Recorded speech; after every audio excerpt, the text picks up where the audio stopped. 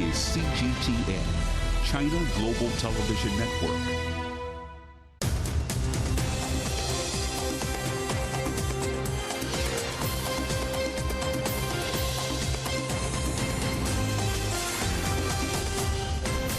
Live from London, this is The World Today. Hello, I'm Jamie Owen. Welcome to the programme. Our top stories: hundreds of patients and staff are trapped inside Gaza's main hospital as Israeli tanks encircle the building. Israel says it's sending incubators to Gaza so babies can be evacuated. Gaza's health ministry says there are no arrangements in place to make that possible. Our other headlines: President Xi Jinping on his way to the United States to attend a gathering of Asia-Pacific economies and for talks with Joe Biden. And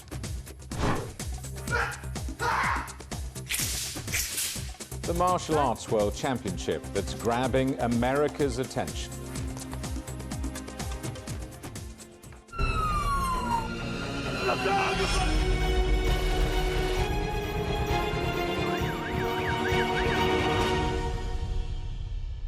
Doctors at Gaza's biggest hospital say hundreds of patients and civilians are under siege as Israeli forces close in on the Al-Shifa hospital.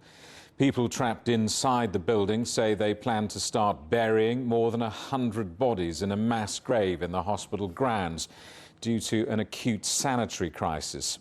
Dozens of patients, including several newborn babies, are said to have died in recent days after operations were suspended as fuel ran out. Israel says Al-Shifa Hospital houses an underground headquarters for Hamas, but the armed group denies this. Well, US President Joe Biden says the Al-Shifa Hospital must be protected. The White House has called for safe evacuation routes to be established to allow the injured to leave. Well, you know, I have not been reluctant in expressing my concerns what's going on. And it's my hope and expectation that there will be less intrusive action relative to the hospital. We're in contact and we're with the Israelis. Also, there is an effort to take this pause to deal with the release of prisoners. Well, let's talk to our correspondent, Noor Harazin, who's watching events for us in central Gaza. Noor, firstly, what's the latest on the patients caught up in this violence at Al-Shifa Hospital, and particularly those premature babies?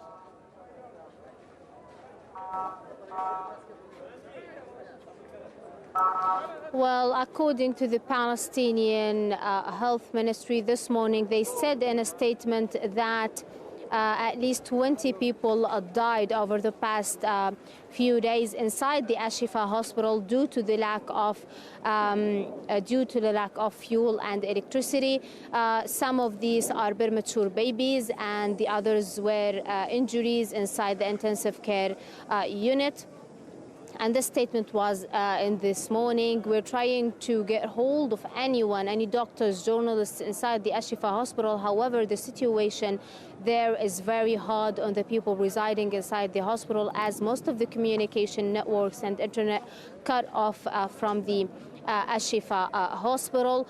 According also to the Palestinian Health Ministry, this morning the Al-Shifa hospital was forced, people inside the Al-Shifa hospital were forced to bury the bodies of more than 100 people that were killed in Gaza over the past week inside the hospital. They actually made a graveyard just in the backyard of the Al-Shifa hospital. The situation here, where I am standing inside the Al-Aqsa Martyrs Hospital, which is located in Deir al-Balah in southern Gaza, is also deteriorating.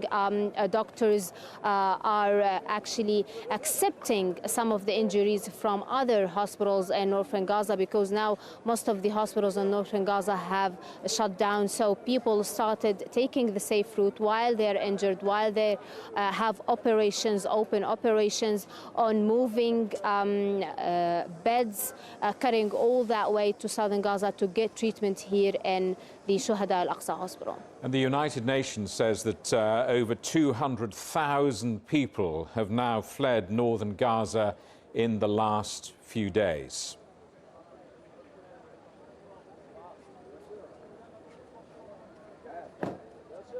Well, yes. Over the past few days, we have been seeing tens of thousands, if not hundreds of thousands of people taking that road, Salah ad-Din Road, which is linking northern Gaza to southern Gaza. They are running for their safety. However, there is also several Israeli airstrikes here in southern Gaza too. Just a few minutes ago, an Israeli airstrike struck and hit a building in Deir al-Balah, where I am currently now. And this is southern Gaza. This is the place where the IDF talked about the Palestinian people, that it is the safest actually area for them to flee and reside. At the same time, we're getting reports, photos, videos being published on social media of people inside the Jabalia refugee camp and Beit Hanun refugee camp, and these camps are located in northern Gaza. Actually, there is a big number of people. There is tens of thousands of people that are still in northern Gaza until this moment. Noor, thank you for that. Our correspondent Noor Harazin in Gaza. Well, Israel says it's coordinating the transfer of incubators into Gaza so babies can be moved out of Al-Shifa Hospital. Gaza's health ministry says it doesn't object to moving the infants to medical facilities outside Gaza, but expressed concern at how any such evacuation could take place. Well, let's talk to our correspondent Stephanie Fried in Tel Aviv. Stephanie, why has Israel made this decision to send incubators to Gaza, and realistically, is it going to happen?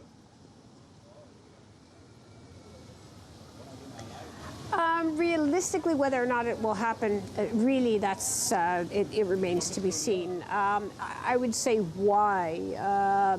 Certainly, it's a hospital, premature babies, trying to get the babies out, humanitarian, in countering the images and what we saw happen a month and a bit ago on the Israeli side with babies, the images and the graphic scenes that we saw, the aftermath of Hamas attack on babies. This would be a counter on the part of Israel to try and get the babies out of Shifa Hospital. And the reason is that's the headquarters. Israel is perched, from what we understand, on the doorstep of Al-Shifa, wanting to go in, excuse me, because it is the Hamas headquarters, because underneath it are Hamas headquarters. To get in there, weapon stores, operatives that are there inside of the hospital, but of course, get the babies out. Whether or not that would succeed, again, the attempt is being made, just as Israel made the attempt to get fuel to the hospital. Administrators of the hospital, we understand, were barred by Hamas from picking up the fuel. Hundreds of liters of fuel or diesel that was deposited right near the hospital to be able to run generators. Israel also respirators, trying to get those to the hospital to safeguard the patients. That's what we're hearing from this side. What we understand is, as we see images of Israeli troops raising the flag in Hamas Parliament building, Hamas headquarters, all around the same area, and saying that Hamas has lost control of the city. At the same time, at another hospital in the city, gunmen opened fire on Israeli troops that were in the area from the entrance of the hospital. So this is an ongoing battle. And again, the success of getting babies in incubators and moving them out during this, I mean, that it technically could absolutely happen. It's about logistics and coordination. It's about the other side as well. Hamas has denied that the hospital is its headquarters. The Israeli military has also released pictures of what it says are Hamas weapons being stored in the basement of another hospital. Hamas says those pictures are fabricated. Right, and this is war. So it's about, one side says one thing, one side produces images of one thing, the other says, nope, not true. Rantizi Hospital is a children's hospital. That's the hospital that Israel's army, they're saying that they found inside of the hospital suicide vests, RPGs, explosives, ammunition, inside and underneath the hospital. The Israeli military spokesperson showed images and he was explaining, but again, it's one word against the other in a wartime scenario. That's the way it goes. But let's hear what Israel's military spokesperson had to say. Underneath the hospital, in the basement, we found a Hamas command and control center, suicide bomb vests, grenades, AK-47 assault rifles, explosive devices, RPGs and other weapons, computers, money, etc. And we also found signs that indicate that Hamas held hostages here. And I can tell you from a personal perspective, whether or not true, not true, in just speaking with someone who is a first-hand associate, eyewitness, who just left Gaza last night, he talked about going into an UNRWA school and then going into a mosque and finding, and this is not a military person, finding hidden rooms behind walls, tunnels, and grenades, AK-47s, ammunition, suicide vests. This was all inside of the UNRWA school and inside of the mosque that he was in inside of Gaza. So, again, it's one word against the other, but this was an eyewitness and certainly a source that I absolutely have confidence in. Stephanie, thank you for that. Our correspondent Stephanie Fried in Tel Aviv. Well, Dr. Abdelkader Hamad is a consultant transplant surgeon at the Royal Liverpool Hospital in the UK who's just returned from Gaza. Dr. Hamad, welcome. You were stuck in Gaza, I think, for a month when all of this began, and it's good to see you safely back in Liverpool. What was the situation like as you left? Thank you. When I left, which is last week, the situation was catastrophic in two fronts for the people who had been displaced with no food, water, sanitation, and more importantly for the hospitals. Over the past 3 weeks, both WHO and Red Cross has warned that the hospitals are running out of fuel and the consequences will be grave for the patients, babies who need incubators, and dialysis patients who I deal with usually when I go to Gaza will be at great danger of dying because of lack of power and water. You were working at Al-Shifa Hospital. Have you heard from your colleagues there? Do you know how they're coping? Yes, since my return, I've been in touch with my colleagues there. Unfortunately, one of my colleagues, who is a nephrologist, kidney doctor, has been killed by an airstrike on Saturday. His name is Hammam Al-Loh, and they told me 3 nurses has been killed as well. The situation in the hospital is grave. The doctors are feel helpless in treating the patients who are seriously injured, the babies who need incubators, dialysis patients who need dialysis. So the situation is really grave inside the hospital. In addition to that, they are in fear for their lives as well, because as I mentioned, some of them has been hit as well. Israel claims that this hospital is Hamas headquarters. What do you make of that? I heard this before.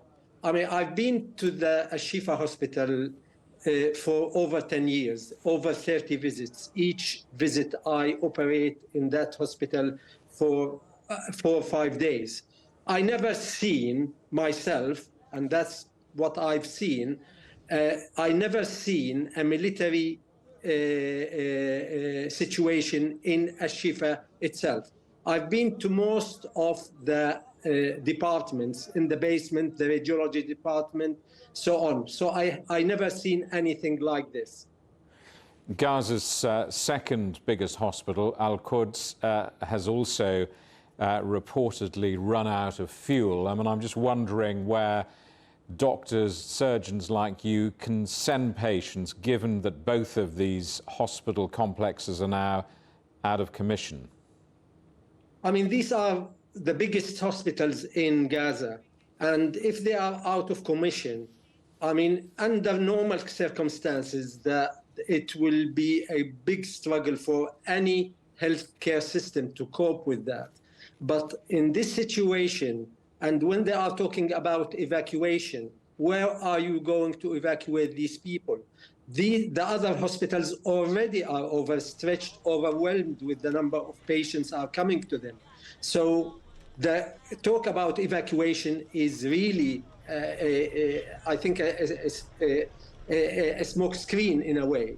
What we need is to make these hospitals operational again, get fuel so they can get electricity, they can work the incubators, the dialysis machines, and so on. That's the only solution for the situation at the moment.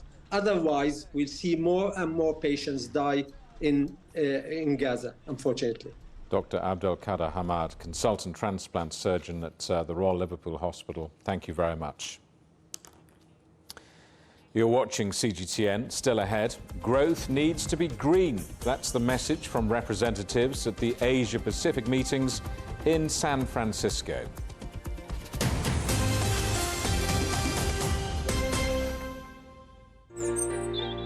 Ever wondered what's the difference between a bear and a bull market? Where are the cash cows? And who are the lame ducks? And what exactly are black swans, grey rhinos, and unicorn companies? Make sense of it all with Global Business, only on CGTN. I think it should be more global cooperation. I would like to hear more the voice of the developing countries. Globalization has lifted more than 1 billion people out of poverty. The green transition has to happen. It's a necessity. Well, China and the United States are important powers in the world. What unites us is much more than what divides us. And I believe China is committed to this agenda. Join me, Juliet Mann, to set the agenda at these times every weekend on CGTN.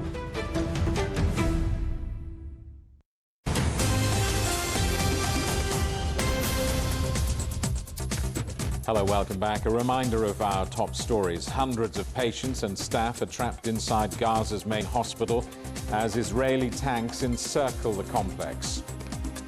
And Israel says it's sending incubators to Gaza so babies can be evacuated. Gaza's health ministry says there are no arrangements in place to make that possible.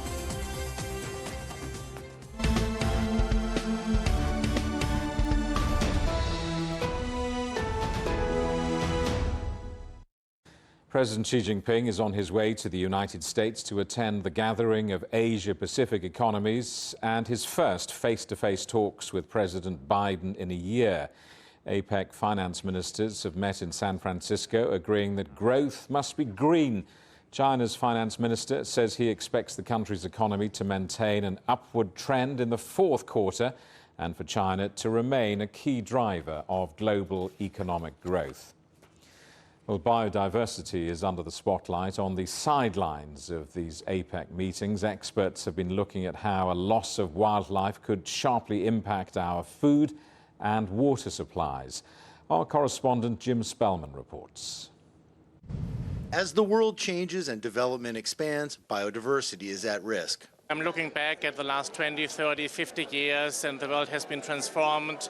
Massive population growth, massive pressure on the environment, and we see like an extinction of species across the globe happening, climate change. So I think it is high time to bring thought leaders, state leaders together just to actually make certain that the globe can survive in its current state. Decreasing biodiversity from development, loss of habitat, and climate change threatens the food we eat, the water we drink, and the air we breathe, as interconnected ecosystems are put under increasing pressure. We are exceeding the planetary boundaries that we have, which means that we are operating more than the safe zone that we should be operating at the moment. So biodiversity is one of the issues that we really need to tackle, because for the Earth system to function properly, there has to be a proper biosphere integrity to happen, and part of that is biodiversity. Biodiversity loss is poised to do real damage to the world economy. The World Bank estimates biodiversity loss could cost global GDP $2.7 trillion a year by 2030. Focusing on biodiversity during the economy-focused APEC gathering is a way to highlight the financial downside. It draws attention to this critical issue because this is a major issue, but sometimes it's sidelined in many ways to other more sort of obvious economic concerns. But biodiversity loss is itself a huge economic concern. These university leaders say we must focus on biodiversity before it's too late. That includes preserving sensitive land and marine habitats. Key is to preserve ecosystem function, so we need to keep as many species persisting through this extinction event as possible so we can maintain those ecosystem services. Ultimately, we, people, are going to pay the price if the extinction crisis worsens. Jim Spellman, CGTN, San Francisco, California. Now, how can technology help create a more level playing field in sport? That's one of the many ideas being talked about at one of Europe's largest tech gatherings. 70,000 people are expected at the annual Web Summit in Lisbon. Regulation of the internet and artificial intelligence are also being discussed. Our correspondent Ken Brown is there. Ken. Yes, Jamie, exactly. Lisbon, we just had confirmation today. The organisers say over 70,000 attendees here. They say that over 85% of Lisbon's hotels are occupied.